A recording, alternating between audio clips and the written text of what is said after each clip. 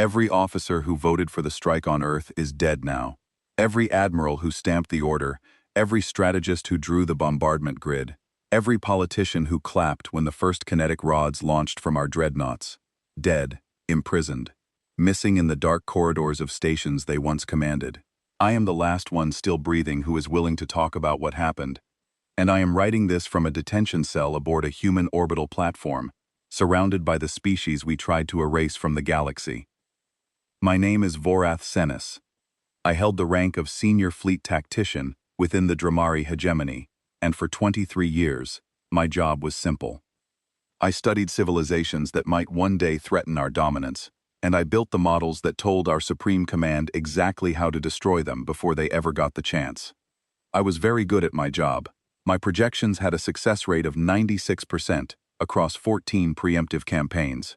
Entire species had been subdued or scattered, based on the tactical frameworks I designed from my station aboard the command ship. Earth was supposed to be the 15th. Our intelligence units had been watching the humans for nearly 4 decades. Standard monitoring protocol for any species approaching what we called the expansion threshold, the technological tipping point, where a civilization begins reaching beyond its home world with real capability. The reports on Earth painted a picture that, at the time, seemed almost boring. A fractured species, dozens of competing governments, none of them unified. They fought each other constantly over territory, resources, ideology. They had nuclear weapons pointed at their own cities. Their space program was barely functional, a handful of orbital stations, some unmanned probes scattered across their system, a few ambitious plans to colonize their nearest neighbor that never seemed to go anywhere. I remember reading the summary brief during the initial assessment. The intelligence officer who compiled it had written a single note in the margin. Low priority, disorganized, recommend monitoring continuation, strike unnecessary for at least 30 standard years. That assessment was wrong. Not because the facts were incorrect, but because it failed to account for something none of us understood at the time. The humans were not disorganized. They were something far more dangerous. They were competitive. Every fracture, every internal conflict, every arms race they ran against each other was not a weakness. It was training. They had been sharpening themselves against each other for their entire history, and we walked into their system thinking we were dealing with a species that could barely hold itself together. The decision to strike came faster than I expected. Our Supreme Commander, a decorated career officer named Harith Voss, convened the War Council aboard our flagship during what should have been a routine strategic review. He presented updated projections showing that human deep space detection capability was advancing faster than our models predicted. Their sensor networks were expanding. Their propulsion research was accelerating. Harath stood at the center of the council chamber and said 5 words that I have replayed in my mind every day since. We cannot afford to wait. The council voted. Unanimous approval. I was instructed to build the tactical framework for the campaign. I spent 11 days on it. 11 days mapping human population centers, military installations, satellite networks, communication infrastructure, power grids, and naval assets. I ran 412 simulations using our standard predictive models. The results were consistent across every run. A concentrated kinetic bombardment on 6 major population centers, simultaneous electromagnetic pulse saturation across 3 of their continents, and a surgical strike on their orbital assets would produce total capitulation within 11 planetary rotations. The humans had no faster-than-light capability, no energy shielding, no weapons platforms that could reach our ships in high orbit. By every metric I could measure, this was the simplest campaign I had ever designed. I presented my framework to Supreme Command. Harath reviewed it in silence, nodded once, and authorized deployment. 3 dreadnought fleets, 914 warships, the largest strike force the hegemony had assembled in 60 years, and every officer aboard believed it was excessive. We joked about it during the transit phase. 900 ships for a species that still burned chemical fuel to reach orbit. It felt less like a military operation and more like a formality. We dropped out of transit space at the edge of the human system and began our approach in standard formation. The outer planets drifted past our sensor arrays like silent monuments. No resistance, no detection pings, no communication intercepts. The humans did not even know we were there until we passed their fourth planet, the small red one they called Mars. A single automated relay station near that planet registered our fleet and transmitted an alert toward Earth. We jammed it within seconds, but some fragment of the signal may have reached their inner system. It did not matter. We were already in bombardment position. I stood in the tactical operations center of our command ship, surrounded by holographic displays showing Earth in precise detail. Blue oceans, green and brown landmasses, swirling white clouds. A beautiful world, I remember thinking. A shame, in a clinical sort of way. The first kinetic rods launched at 1400 hours, Fleet Standard Time. 6 cities across 3 continents, selected for maximum disruption to human command and control infrastructure. The rods were simple weapons, dense metal penetrators accelerated to a significant fraction of light speed, carrying no warheads, because at those velocities, they did not need them. The kinetic energy alone was equivalent to the most powerful weapons in the human arsenal. I watched the impacts on the tactical feed. 6 thermal blooms erupted across the planet's surface in near-perfect synchronization. The energy readings were exactly within my projected parameters. Human satellite networks fragmented. Communication grids collapsed across entire hemispheres. Emergency broadcasts spiked for approximately 4 minutes. A chaotic tangle of distress signals, automated alerts, and panic transmissions in dozens of languages. And then, the electromagnetic pulse strikes hit, and most of those signals died. The entire opening salvo, from launch to confirmed impact, took less than 40 minutes. I updated my operational timeline and transmitted it to Supreme Command. Phase 1 complete. Casualties estimated in the high millions. Planetary communication capability reduced by approximately 80%. Recommend immediate transition to Phase 2, orbital suppression and ground force deployment. Harath approved within minutes. The fleet shifted into low orbital patterns, and troop transports began loading for descent operations. Around me, officers exchanged satisfied glances. Some were already drafting preliminary occupation protocols. The mood aboard the command ship was not celebratory exactly, but it carried the comfortable certainty of professionals completing a routine task. I should have been satisfied. Every data point confirmed my projections. The strike had landed precisely as modeled. The human response was, by all measurable indicators, exactly what I had predicted. Infrastructure collapse, communication failure, military assets neutralized or unable to coordinate. But something was wrong. I noticed it 17 minutes after the last electromagnetic pulse detonation. I was monitoring the surviving human communication channels, the ones our jamming had not reached, the ones running on hardened frequencies or buried landlines that the pulse could not touch. Standard procedure was to track these channels for intelligence, to listen for surrender signals, coordination attempts, anything that would indicate the remaining human leadership structure. What I heard was silence. Not the silence of dead channels, not the static of destroyed equipment. This was the silence of open, functioning communication lines, carrying no traffic. Active frequencies, verified as operational, transmitting nothing, as if every human who had access to a secured communication system had simultaneously decided to stop talking. I had overseen 14 preemptive strikes in my career. I had listened to the aftermath communications of 7 different species in the hours following a first bombardment. Every single one followed the same pattern: panic, fragmented distress calls, desperate attempts to coordinate a response, pleas for negotiation, sometimes anger, sometimes despair, but always noise, always the frantic, disorganized sound of a civilization trying to process what had just happened to it. The humans made no sound at all. I flagged it to Supreme Command. I pulled up the communication analysis on the main display and highlighted the anomaly. Active channels, 0 traffic. Organized, deliberate silence across every surviving secured frequency on the planet. Harath glanced at my display, then looked away. Irrelevant, he said. Their command structure is shattered. They have nothing to say because there is no one left to say it to. Continue with Phase 2 deployment. I acknowledged the order and returned to my station, but I did not stop monitoring those silent channels. I ran a pattern analysis on the few fragments of data I could extract.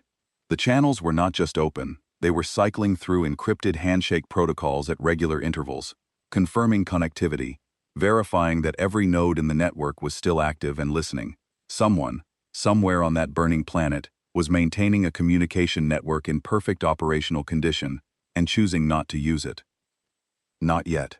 I sat in my chair and stared at those silent frequencies, and for the first time in my career, I felt something I had never experienced during a campaign. Doubt. Not because of what the humans were doing, because of what they were not doing. Every species screams when you hit them. Every civilization I had ever studied reacted to a first strike with some form of immediate, visible, measurable response. Panic or fury or despair, it did not matter which, because all of those reactions were predictable, and predictable reactions could be managed. Silence could not be managed. Silence meant something was happening that I could not see, could not measure, and could not predict. Silence from a wounded enemy, in my experience, meant one of two things. Either they were broken beyond the capacity to respond, or they were doing something they did not want you to know about until it was too late. I looked at the thermal signatures still glowing on the planet below. Millions dead, cities flattened, a civilization struck without warning by a force it did not even know existed 6 hours ago. And they were quiet.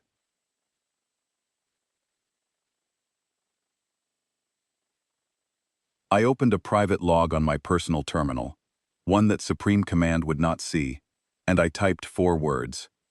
Something is very wrong. Then I closed the log, straightened in my chair, and watched the troop transports begin their descent toward the surface of a world that had not yet made a single sound in its own defense. The officers around me were confident. The projections were holding. Everything was proceeding exactly according to my tactical framework. But my hands were shaking, and I could not make them stop. The silence lasted exactly 19 hours. I know the precise duration because I tracked it on my personal terminal, watching the timestamp climb while every secured human frequency remained active and empty.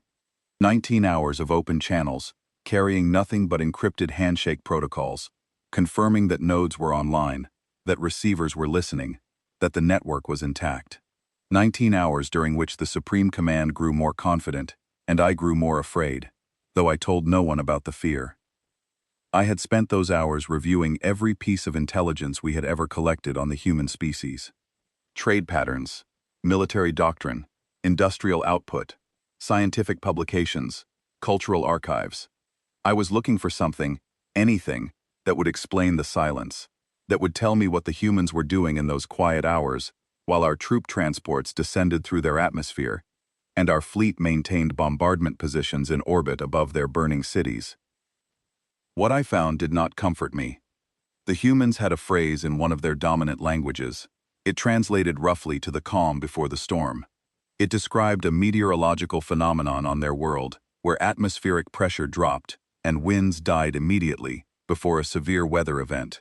The air would go still, animals would seek shelter, and then the sky would tear itself apart. At hour 19, the sky tore itself apart. The first indication came not from Earth, but from deep space. Our perimeter sensor buoys, positioned along the standard transit corridors between the human system and Dramari-controlled territory, began going offline.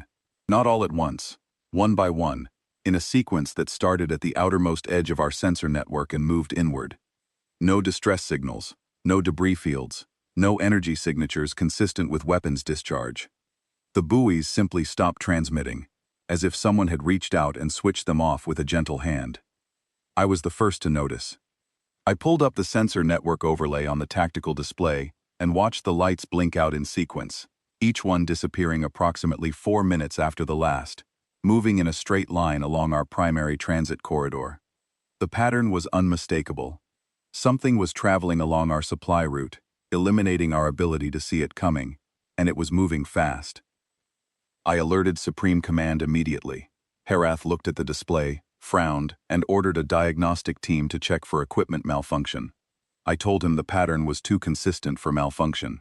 He told me to focus on the ground operation and stop chasing sensor ghosts. I did not stop watching.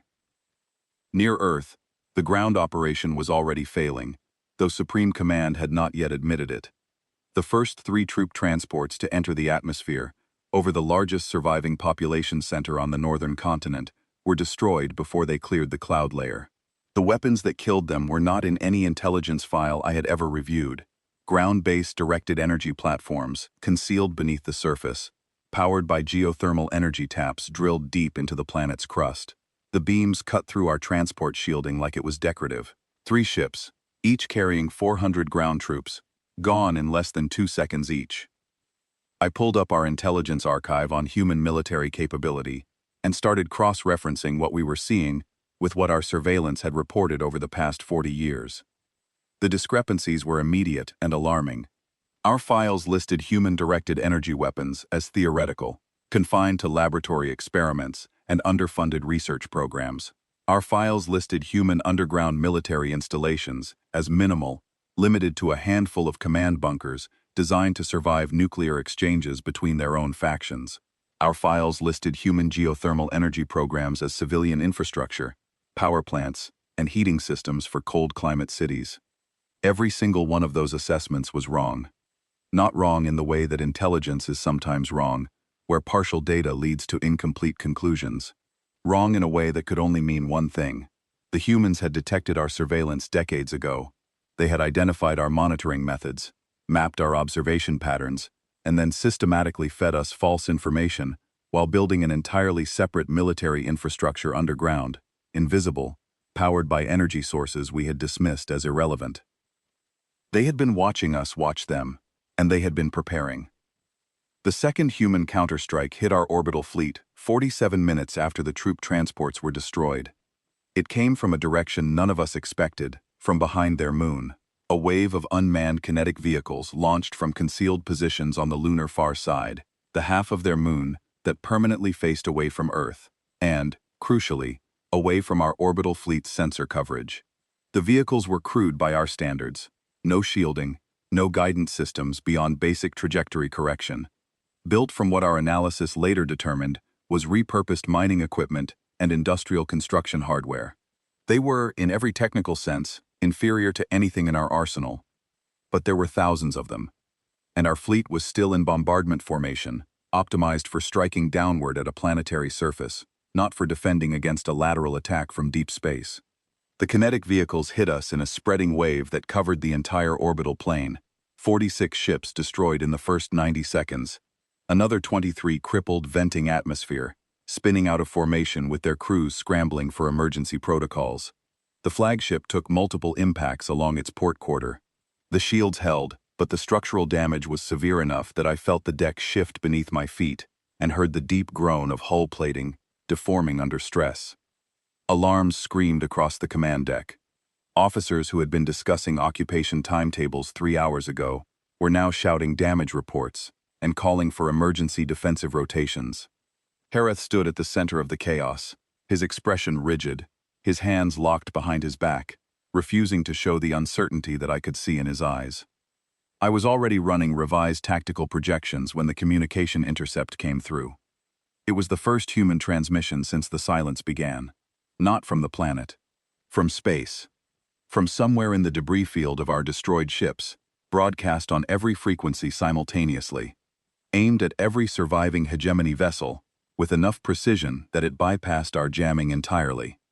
A single data burst, compressed and repeated 7 times to ensure reception. The translation team decoded it in less than a minute. The message was 3 words. We remember everything. The command deck went quiet.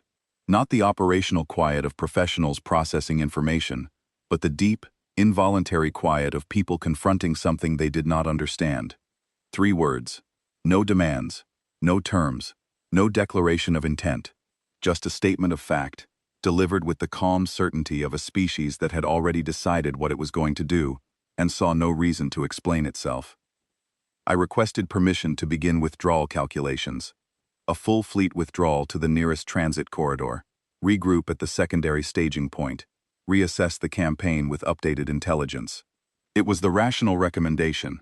Our fleet had lost nearly 70 ships in a single engagement. Our ground forces were unable to establish a foothold. Our intelligence was compromised at every level. Every tactical indicator pointed to the same conclusion. We had fundamentally misunderstood what we were fighting. Hareth denied my request. He ordered a second bombardment wave, targeting the locations of the ground-based weapons that had destroyed our transports. He ordered fighter squadrons to sweep the lunar far side and eliminate the launch platforms. He ordered communication jamming intensified to maximum output. He was responding to the situation the way our doctrine prescribed, with overwhelming force applied to identified threats. And I understood his reasoning, even as I knew it was wrong. I obeyed. I calculated the bombardment coordinates. I transmitted the fire missions to the dreadnought batteries. I watched the second wave of kinetic rods descend toward the planet's surface. Every single rod was intercepted. The humans had activated a defense network that our intelligence had no record of. Orbital interceptors, small and fast, launched from positions scattered across the planet's surface, rising on chemical boosters, and then engaging some form of electromagnetic acceleration that our sensors could barely track. They met our kinetic rods at altitude and deflected them with precisely calibrated lateral impacts, not destroying the rods, but pushing them off course by fractions of a degree that translated into misses of hundreds of kilometers by the time they reached the surface. The technology was not elegant. It was not refined. It was the kind of engineering that a species develops when it has spent centuries pointing weapons at itself and building defenses against those same weapons. The humans had not designed this system to stop our rods. They had designed it to stop their own, and it worked against ours because the physics were the same. I updated my tactical projections and stared at the results. The numbers were no longer ambiguous. Our fleet had lost tactical superiority in orbit. Our ground operation had failed. Our intelligence was worthless. And somewhere in deep space, along our transit corridor home, something was methodically eliminating our ability to communicate with or retreat to our own territory. I did not submit these projections to Supreme Command. Instead, I opened my private log and began archiving every piece of tactical data I could access. Sensor readings, communication intercepts, engagement records, fleet disposition data, everything. I did not know exactly why I was doing it at the time. Some part of me, the part that had spent 23 years studying how civilizations behaved when they were cornered, recognized what was happening, even though my conscious mind had not yet accepted it. The Dramari hegemony was not winning this war. The Dramari hegemony had never been winning this war. We had fired the first shot, and in doing so, we had given the humans the one thing that every fractured, competitive, internally divided civilization needs to become truly dangerous. We had given them a common enemy. And they had spent 19 hours in silence, not because they were broken, not because they were grieving, not because they were afraid. They had spent 19 hours in silence because they were coordinating. Every surviving government, every military branch, every intelligence agency, every weapons program, every secret facility buried beneath mountains and ocean floors. 19 hours to set aside every internal conflict, every political rivalry, every territorial dispute, and focus every resource their species possessed on a single objective. Thus, I closed my private log and sat in the Tactical Operations Center, listening to the alarms, watching the damage reports scroll across my display, and I understood with perfect clarity that the war I had designed was already over. Something else had begun, something I had no framework for, no model to predict, no simulation to reference. The humans were not fighting back the way any species in our database had ever fought back. They were not reacting. They were executing a plan, and we were only seeing the opening moves. Within 72 standard hours of the initial strike on Earth, the war was no longer contained to the human system. It was everywhere. Every corridor, every outpost, every supply line the Dramari hegemony maintained across 4 sectors of controlled space was under simultaneous pressure, and the speed with which the humans accomplished this should have been impossible for a species that, according to our intelligence files, did not possess faster-than-light travel capability. The intelligence files were wrong about that too. The perimeter sensor buoys that had gone dark during the first counterstrike were the first piece of the puzzle. When our diagnostic teams finally analyzed the telemetry fragments recovered from the nearest surviving buoy, they found something that made my blood run cold. The buoys had not been destroyed. They had been disassembled. Their power cores had been extracted. Their communication arrays had been physically removed, and their sensor packages had been reprogrammed to transmit on frequencies we did not monitor. Someone had visited each buoy, taken it apart with careful precision, and turned our own surveillance network into a blind spot. The diagnostic team estimated that the modifications had been made over a period of several months before our fleet ever launched toward Earth. I brought the findings to Supreme Command. Herath listened with a rigidity in his posture that I recognized as barely controlled anger. He demanded to know how the humans had reached our perimeter sensors without faster-than-light capability, without being detected by any of our deep space monitoring stations, without triggering a single alarm in our early warning network. I told him the truth. The humans had not done this quickly. They had done this slowly, patiently. Over years, small probes, likely automated, launched on trajectories designed to avoid our sensor coverage, traveling at sublight speeds, arriving at our perimeter buoys one by one, over a timeline that stretched back at least 3 standard years before we made the decision to strike. The humans had seen us coming before we had even decided to come. Herath dismissed me and ordered an emergency fleet recall from all secondary sectors. Every available warship was to converge on the Dramari home system immediately. He was pulling in our forces, consolidating our strength, preparing for a defensive posture that our military doctrine had never been designed to support. The hegemony did not defend. The hegemony struck first and controlled the aftermath. Defense was what weaker species did. The fleet recall was exactly what the humans wanted. I realized it too late, watching the force disposition map shift as ships from 6 different sectors began moving toward the home system. Every ship that moved left a gap. Every gap was an unpatrolled corridor, an unguarded supply depot, an unwatched communication relay. And the humans exploited every single one. The first reports came from our frontier outposts. 3 installations along the rimward border of hegemony space went silent within the same standard hour. When scout ships arrived expecting destruction, expecting debris fields and thermal scarring, and the aftermath of bombardment, they found something far worse. The outposts were intact, every structure standing, every atmospheric seal unbroken, civilian populations alive and unharmed, confused but physically safe. But every piece of military hardware was gone. Power cores pulled from weapon platforms, targeting arrays dismantled with surgical precision, ammunition stores emptied, communication relays stripped of their encryption modules, shield generators disconnected and partially disassembled, left in neat piles of components as if someone had been teaching a class on how the technology worked and had laid out the parts for examination. No casualties, no structural damage to civilian areas, no threatening messages left behind. The humans had not attacked those outposts. They had walked in, disarmed them completely, and walked out, leaving the people alive and the buildings standing. They had done this to 3 separate installations across a span of space that should have taken days to traverse, and they had done it within the same hour. I found this more terrifying than any bombardment. When you destroy an enemy outpost, you send a message of strength. When you disarm an enemy outpost and leave the civilians untouched, you send a different message entirely. You are telling your enemy that you could have killed everyone but chose not to. That you have enough control, enough precision, enough confidence in your own capability that you do not need to destroy in order to dominate. You are telling them that the destruction is optional and that you are the one who decides whether it happens. Supreme Command did not interpret it this way. Herath called it a psychological operation, an attempt to create fear without committing to a full engagement.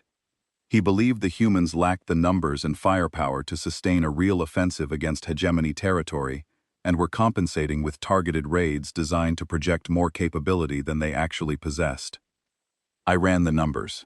The numbers did not support his assessment. The supply line disruptions began next.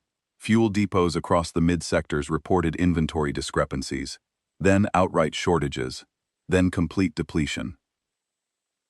They were draining it, siphoning it through mechanisms that our security systems had not been designed to detect. Our supply convoys began arriving at designated refueling stations to find empty tanks and disabled pumps. Within days, entire fleet corridors were effectively impassable because the ships moving through them could not refuel. Then the communication relays started transmitting on open frequencies.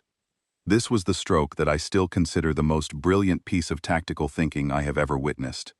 The humans did not destroy our communication relays. They did not jam them. They reprogrammed them. And instead of shutting down our communications, they opened them. Every classified navigational chart in the hegemony's military database, every patrol route, every fleet positioning schedule, every strategic assessment of neighboring species and their defensive vulnerabilities, all of it was suddenly being broadcast on open channels, accessible to every civilization, with a receiver capable of picking up the signal. The humans published our secrets to the galaxy. Within hours, species that the hegemony had spent centuries keeping in carefully managed ignorance suddenly had access to our patrol schedules, our force dispositions, our contingency plans for dealing with their potential resistance. Diplomatic channels that had been quiet for decades erupted with demands, accusations, and threats. 3 species that the hegemony had previously neutralized through preemptive strikes, species that had been reduced to remnant populations clinging to marginal worlds, suddenly had proof that their destruction had been planned and deliberate, rather than the result of natural catastrophe, which was the story the hegemony had told the Galactic Council. The hegemony's political position collapsed faster than its military one. I was ordered to develop a counter-strategy. Harith wanted a tactical framework that would restore initiative, that would give us a way to push back against the humans and regain control of the narrative. I spent 4 days without sleep running every model I had, adjusting every variable, testing every approach in simulation after simulation. I modeled 17 scenarios. In every single one, the hegemony lost. The problem was not firepower. On a ship-to-ship basis, our technology was still superior. Our weapons were more powerful. Our shields were more resilient. Our propulsion systems were faster and more efficient. In a straight fight between equivalent forces, we would win more often than not. But the humans were not fighting straight. They were fighting crooked, sideways, underneath, from angles that our doctrine did not have names for. Every tactic we used worked exactly once. The second time we deployed the same approach, the humans had already developed a countermeasure.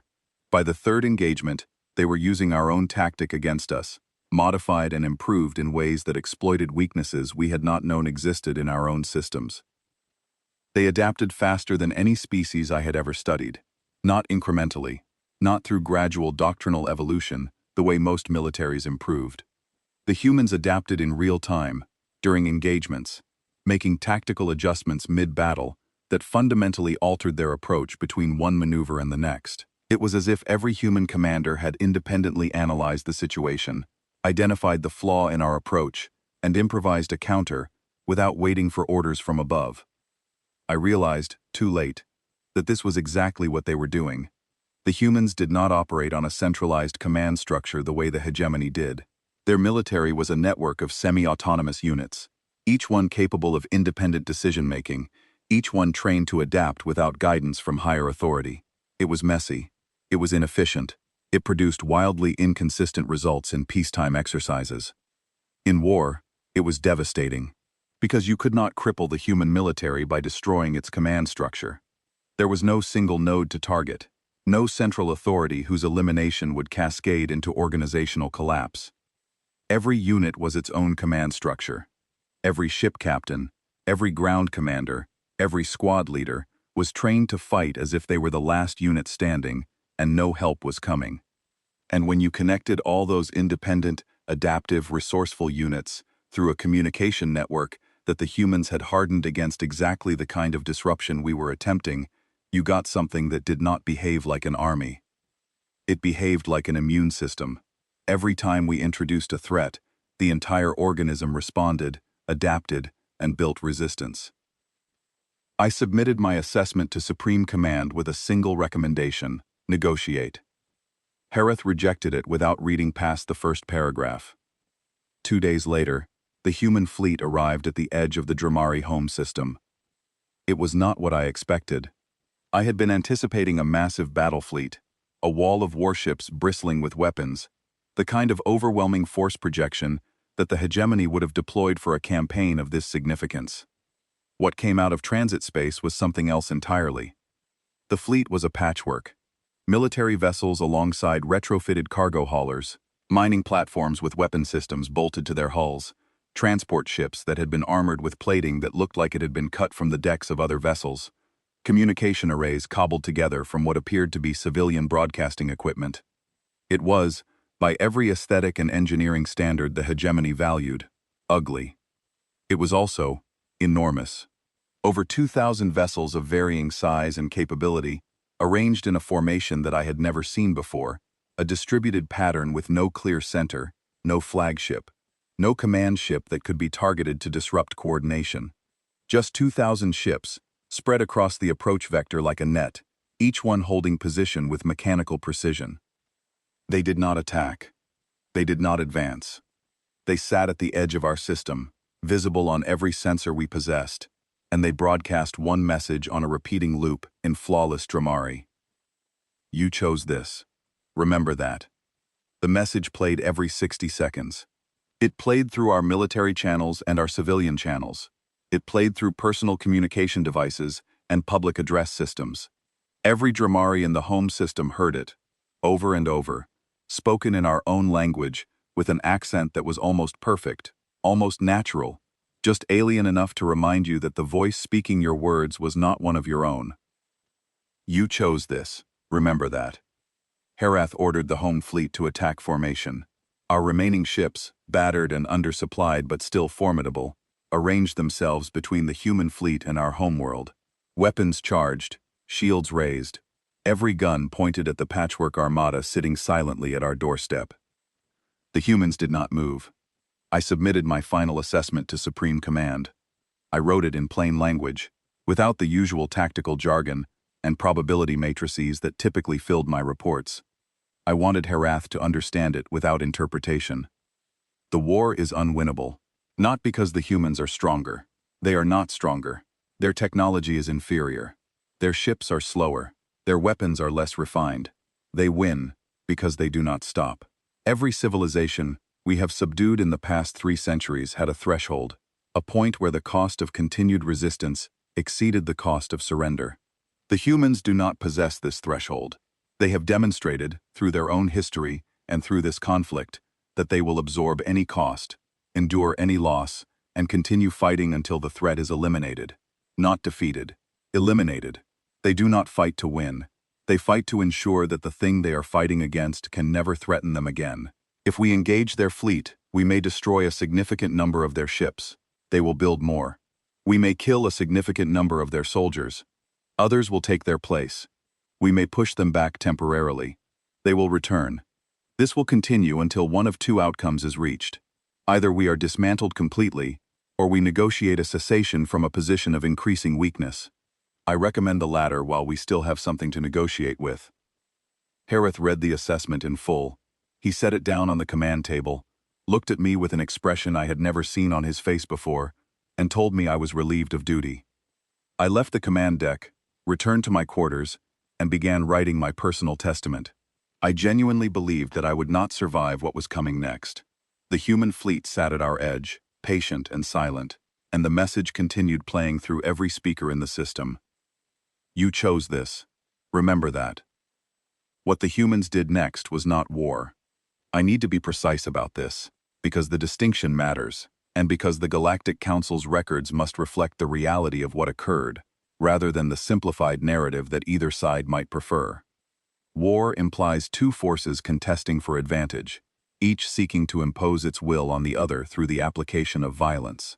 What the humans executed over the following weeks was not that. It was a systematic, methodical, precisely controlled dismantlement of the Dramari hegemony's ability to project force, and they accomplished it without destroying a single inhabited world. The fleet at the edge of our system still did not attack.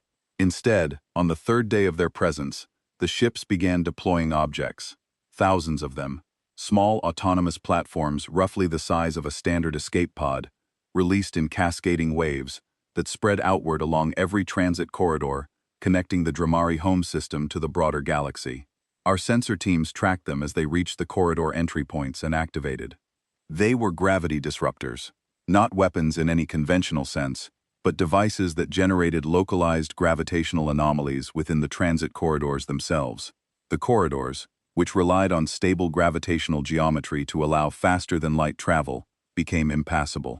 Ships that attempted to enter the affected corridors were thrown back into normal space, their transit drives overwhelmed by the gravitational interference. The effect was not destructive. No ship was damaged. The corridors simply stopped working. The Dramari home system was not besieged. It was quarantined. No ships could leave. No reinforcements could arrive. No supplies could be delivered. No communications could be relayed through the standard faster-than-light communication network, which relied on the same corridor geometry that the disruptors had scrambled. We were cut off, completely, cleanly, without a single shot fired. Herath ordered immediate military response. Our home fleet launched against the nearest cluster of disruptor platforms, weapons blazing, determined to clear at least one corridor and restore transit capability. The platforms were unshielded and undefended. Our ships destroyed dozens of them within minutes. More arrived. The human fleet was manufacturing replacements and deploying them faster than we could destroy them. For every platform we eliminated, 3 more appeared. The humans had automated the entire process, using the raw materials from their mining ships and the manufacturing capacity of their industrial vessels to produce an endless supply of disruptors. Our fleet was burning through ammunition and fuel reserves to destroy devices that cost the humans almost nothing to replace. It was a war of resources, and we were losing it from the first hour. While the home fleet exhausted itself against the disruptors, the humans began the second phase of their operation. Small teams, transported in fast shuttlecraft that slipped through the gaps in our defensive perimeter while our ships were occupied with the platforms, began boarding hegemony military installations throughout the home system, orbital defense stations, shipyard construction docks, weapons research facilities, supply depots, communication centers. The boarding teams were precise beyond anything I had encountered in my career. They did not force entry through brute strength. They exploited access points that should not have been known to anyone outside the hegemony's military engineering corps, maintenance hatches, emergency bypass corridors, construction access tunnels that were sealed after initial build and supposedly removed from all public documentation. The humans had our blueprints. They had acquired them from the data cores they had copied during their raids on our frontier outposts, and they had studied our stations with the same patient thoroughness with which they had studied our sensor buoys, our supply lines, and our transit corridors. Each boarding action followed the same pattern. The team would secure the facility's command center, override the security systems, and then systematically dismantle every piece of military hardware aboard. Weapon arrays separated from their power supplies, shield generators disconnected and partially disassembled, ammunition magazines emptied, and the contents ejected into space. Communication systems stripped of their military encryption modules, leaving only civilian communication capability intact. No one was killed. Personnel were restrained, secured in safe locations within the facility, and left with functioning life support, food supplies, and civilian communication access. Several of the boarding team leaders, I later learned, took the time to explain to the facility commanders exactly what was happening and why, speaking in competent Dramari and maintaining a demeanor that multiple witnesses described as professional and calm. The humans filmed everything. Every boarding action, every disarmament procedure, every interaction with hegemony personnel was recorded from multiple angles and broadcast on Dramari civilian communication channels. The humans wanted the Dramari population to watch. They wanted every citizen in the home system to see their military infrastructure being taken apart in real time, not by a rampaging enemy force, but by organized teams working with the focused efficiency of engineers performing a scheduled maintenance operation. The psychological impact was devastating. For generations, the Dramari military had been the foundation of our civilization's identity. Our strength, our security, our position in the galactic hierarchy, all of it rested on the assumption that the hegemony's military was unassailable. Watching it being disassembled on live broadcast, calmly, methodically, by a species we had been told was primitive and disorganized, shattered that assumption more effectively than any bombardment ever could. I was aboard the command ship when the boarding team arrived, 8 humans in lightweight tactical gear, carrying weapons that they kept holstered throughout the entire operation. They moved through the corridors with a familiarity that suggested they had memorized the ship's layout in advance, which of course they had. I did not resist. I was standing in my quarters, my personal testament half written on the terminal before me, when the door opened and two humans stepped inside. One of them, a woman with short dark hair and a scar running along her jaw, looked at me, consulted a small device on her wrist, and said my name in nearly perfect Dramari. Voroth Senis, Senior Fleet Tactician. You are being detained under the terms of the Galactic Arbitration Framework, Article 17, pertaining to officers involved in the planning and execution of unprovoked military strikes against sovereign worlds. You will not be harmed. You will be provided with appropriate facilities and legal representation. Do you understand? I understood. I also understood, in that moment, something that the Supreme Command had never grasped. The humans were not improvising. They were not reacting to our strike with ad hoc retaliation, driven by anger or grief. They were executing a plan that had been prepared long before the first kinetic rod hit their planet. They had anticipated the strike, prepared their response, and embedded within that response a legal and political framework designed not just to defeat the hegemony militarily, but to dismantle it institutionally, in a way that the galactic community would recognize as legitimate. They were not fighting a war, they were building a legal case. And every engagement, every boarding action, every disarmed outpost and recorded interaction was evidence. The human officer who interrogated me was a man named Daniel Grant. He was not what I expected.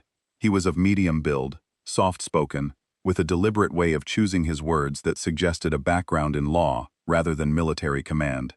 He sat across from me in a small room aboard the human station where I had been transferred, placed a recording device on the table between us, and asked me to describe, in my own words and in as much detail as I could provide, every preemptive strike the Dramari hegemony had conducted in the past century. I asked him why he wanted this information. He told me something that fundamentally changed my understanding of what the humans were doing. This is not about punishing the hegemony, he said. Punishment is what you do when you want someone to suffer for what they did. We are not interested in suffering. We are interested in making sure this never happens again. To us or to anyone else. Your testimony will be part of the evidentiary record we present to the Galactic Arbitration Council. The more complete and honest your account, the more likely the outcome serves justice rather than vengeance. I provided my testimony. I described every campaign I had been involved in. 14 preemptive strikes across 23 years. Species names, system coordinates, tactical frameworks, casualty projections, and outcomes.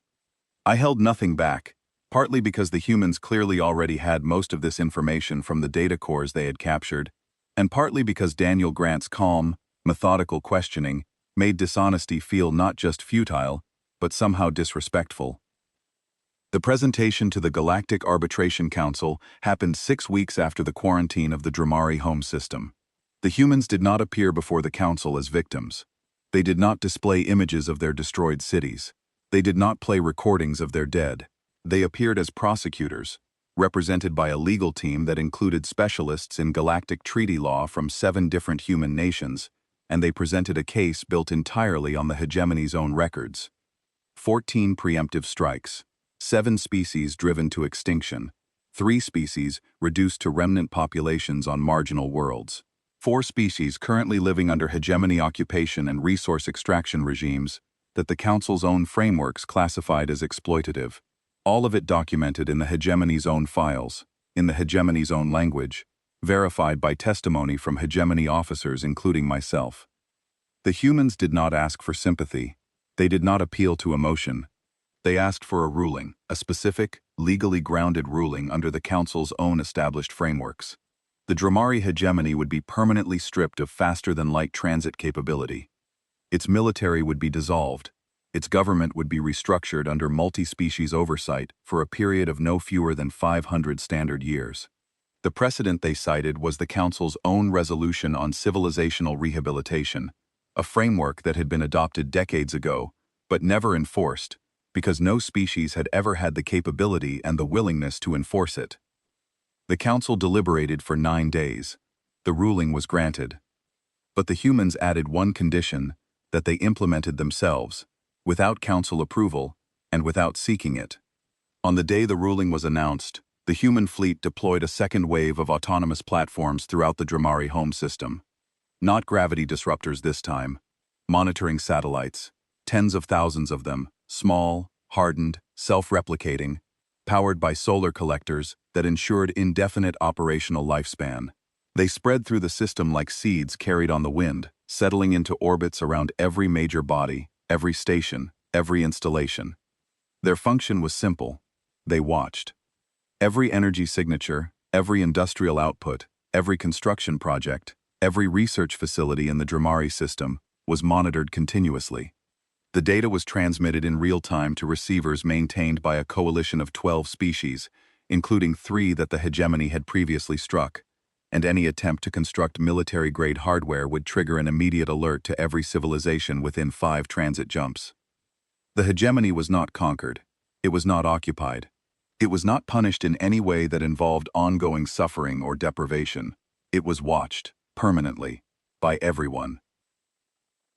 I sat in my detention cell on the day the satellites were deployed and watched them appear on the viewport, tiny points of light drifting across the stars, each one a silent reminder that the galaxy was now paying attention.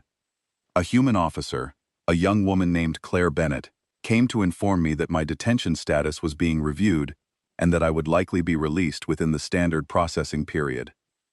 I asked her a question that had been forming in my mind since the day I was captured. What happens if the Dramari try to remove the satellites? She looked at me for a moment. She was young, younger than most of the officers I had interacted with, and there was nothing aggressive in her expression. She looked like someone who had been asked a question with an obvious answer and was deciding how much patience to extend. "Then we come back," she said, "and next time we will not be this gentle." She said it without malice, without threat, without the performative intensity that Dramari officers used when they wanted to intimidate. She said it the way someone states a physical law, the way you might say that objects fall when you release them, as if the consequence she described was not a choice, but an inevitability, as certain and as impersonal as gravity. I believed her, completely, and I understood that every Dramari who heard those words would believe them too, because the humans had spent the past weeks demonstrating, with patient and thorough precision, exactly what they were capable of when they decided that something needed to be done. I returned to my chair, looked out the viewport at the satellites drifting among the stars, and began composing the final section of my testimony.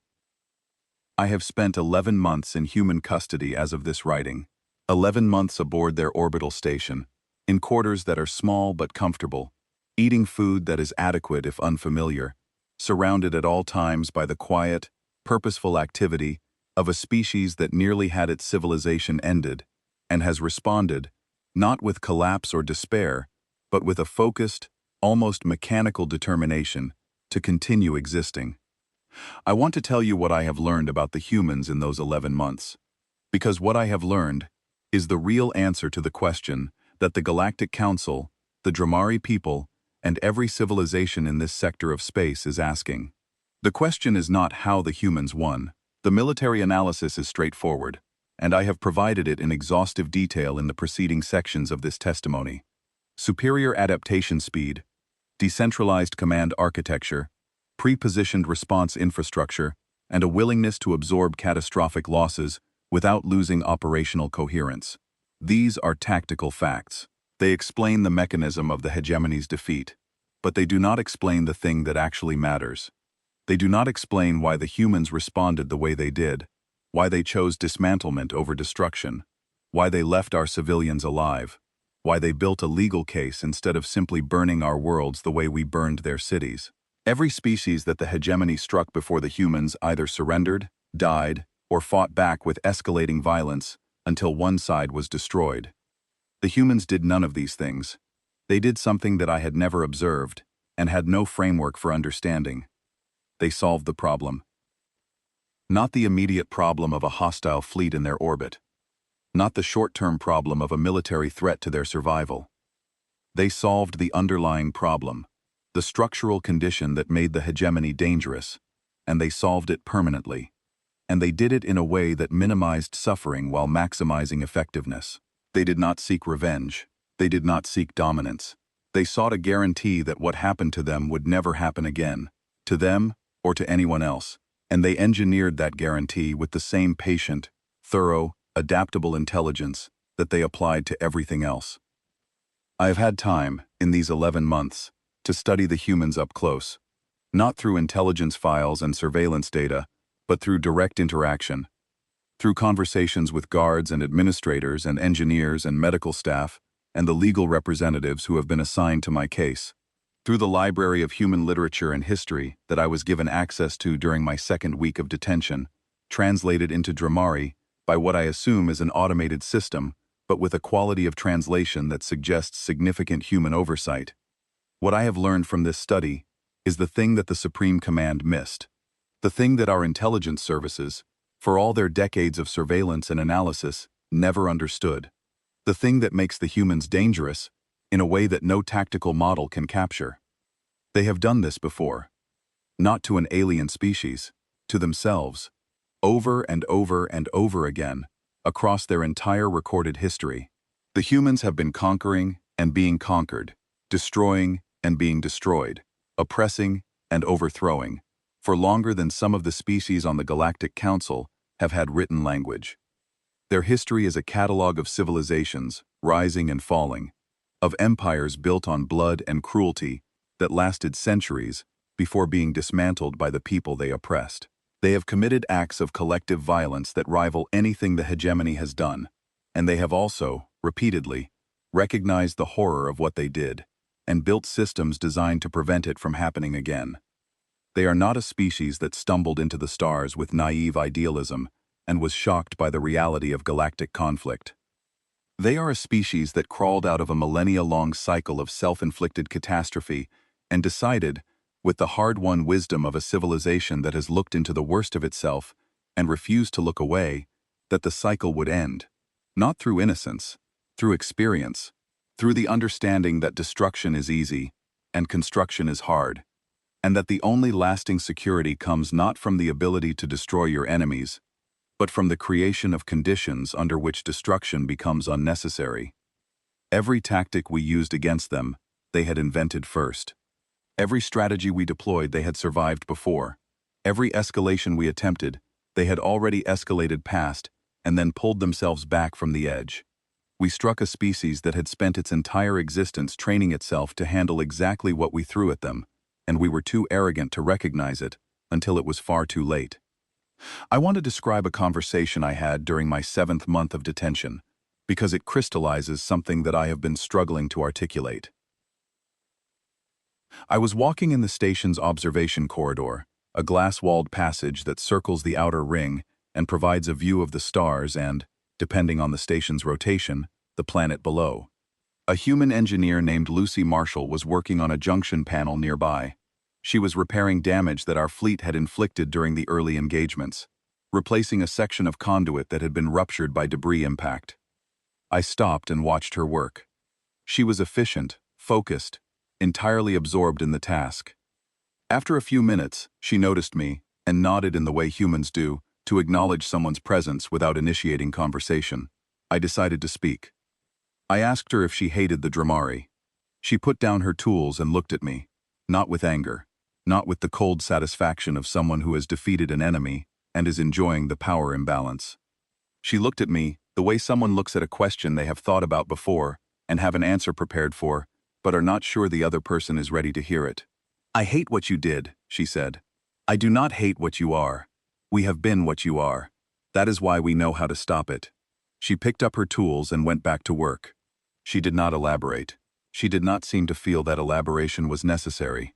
The statement, for her, was complete, self-evident, a fact about her species that she carried with the same ease with which she carried her engineering knowledge, as a piece of understanding so deeply integrated into her worldview that explaining it further would be like explaining why fire is hot. I returned to my quarters and thought about her words for 3 days. We have been what you are. That is why we know how to stop it. The humans did not approach the hegemony as a righteous civilization confronting an evil one. They approached it as a civilization that recognized itself. They saw in us the same patterns they had identified in their own history, the same cycle of expansion and oppression, and preemptive violence that they had struggled with for millennia. And they responded not with the moral outrage of the innocent, but with the practiced competence of the experienced. They knew how to dismantle an expansionist military power, because they had dismantled their own. Multiple times, across multiple centuries, they knew which institutions to target, which power structures to break, which capabilities to remove, and which to leave intact, because they had performed this exact operation on themselves whenever one of their own civilizations grew too powerful and too aggressive. They had a word for it. Several words, actually, in several languages, but the concept was consistent. They called it accountability. The hegemony had never encountered this concept in a form backed by sufficient capability to enforce it. We had encountered morality, certainly. Many species appealed to ethical principles when they were under threat, but morality without capability is just pleading, and the hegemony had learned long ago to ignore pleading. The humans did not plead, they demonstrated. They demonstrated that accountability was not an abstract principle, but a practical engineering problem. And they solved it the way they solved all engineering problems, with tools, with planning, with systematic execution, and with the quiet confidence of a species that had done this work before and knew it could be done. I am addressing this testimony to the Galactic Arbitration Council, as required by the terms of my detention. But I am also addressing it, and I want this noted in the record, to any Dramari who might read it in the future. The hegemony's doctrine of preemptive strikes was built on an assumption. The assumption was that young civilizations are fragile, that a species which has not yet expanded beyond its home system is vulnerable, easily disrupted, easily subdued, easily broken, before it becomes strong enough to resist. This assumption informed every strategic decision the hegemony made for 3 centuries. It justified every strike, every suppression, every extinction. The humans proved the assumption wrong. Not all young civilizations are fragile. Some are forged. Some are species that have spent their entire developmental history breaking themselves and rebuilding, falling and rising, destroying and creating, failing and learning. These species do not become weaker through their struggles. They become something far more complex and far more capable. They develop resilience not as a trait, but as a culture, as an institutional memory, as a collective understanding that catastrophe is survivable, and that the real measure of a civilization is not whether it avoids destruction, but what it builds afterward. The humans lost millions of people in our initial strike. Cities that had stood for centuries were flattened in minutes. I know this because I designed the bombardment framework that destroyed them, and I carry that knowledge with me in a way that I suspect I will carry it for the rest of my life. And the humans absorbed it.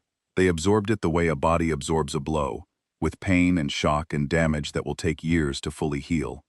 But they did not break. They did not fragment. They did not descend into the chaos that our models predicted. They went quiet for 19 hours. And in that silence, they set aside every division, every disagreement, every internal conflict that defined their fractured civilization, and they unified around a single purpose, with a speed and completeness that should not have been possible for a species as diverse and contentious as they are. That is the thing that our intelligence never captured. The humans fight with each other constantly. They argue about everything. They maintain dozens of competing governments, hundreds of conflicting philosophies, thousands of contradictory cultural traditions.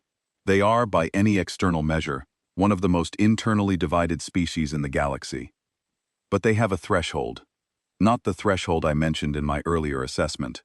The breaking point where a species decides resistance is no longer worth the cost. The humans have the opposite kind of threshold, a point at which their internal divisions become irrelevant, at which every competing faction and contradictory philosophy converges on a single, unanimous conclusion, and that conclusion, once reached, becomes as immovable as the laws of physics. We found that threshold. We found it by striking their world without provocation, by killing their people without warning, by attempting to do to them what the hegemony had done to 14 other species across 3 centuries.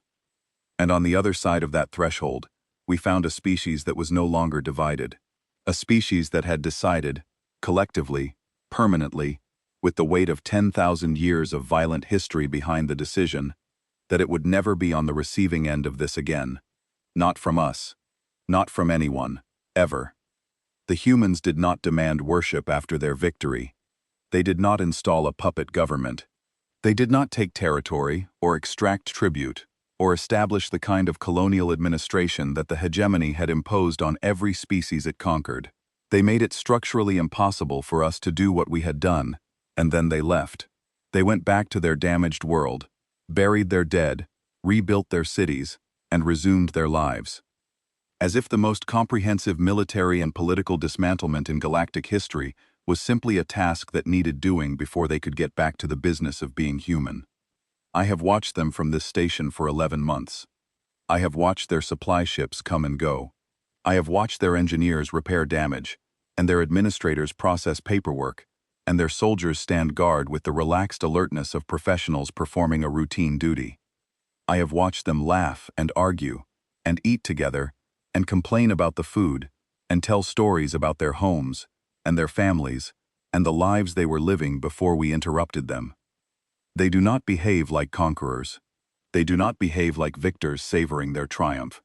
They behave like people who had a job to do, and did it, and are now getting on with the rest of their lives. This is my testimony. This is what I have witnessed and what I have come to understand. They told us, in their first transmission after we struck them, that they would remember everything. I have spent 11 months among them, and I can confirm this. They remember every strike, every city, every name. They remember with a precision and a permanence that is woven into the fabric of their culture, into their literature, and their monuments, and their education systems, and the way they raise their children. They remember not with the fading grief that eventually softens into acceptance, but with a clear, unflinching record that they maintain deliberately and review regularly and teach to every generation. But here is what the Supreme Command failed to understand, and what I will carry with me for the rest of my life. The humans do not remember in order to grieve. They do not remember in order to nurture hatred or fantasize about revenge, or keep the wounds fresh so they can justify future violence. They remember in order to make absolutely certain it never happens again, to anyone, ever. And if you are reading this, whoever you are, wherever you are, whatever ambitions you harbor, and whatever power you believe you possess, and you are considering testing that conviction, I am asking you with every fiber of my being, do not. I am the last surviving officer of the fleet that tried. 14 preemptive campaigns with a 96% success rate, and the humans broke every model I ever built. Not because they were the strongest species in the galaxy, because they were the most experienced at surviving exactly what we did to them. They had practice, thousands of years of it, against themselves. Let my testimony be enough. Let the record I have provided stand as the only evidence the galaxy will ever need that the humans mean exactly what they say. They remember everything. And they have made very sure that remembering is all they will ever need to do.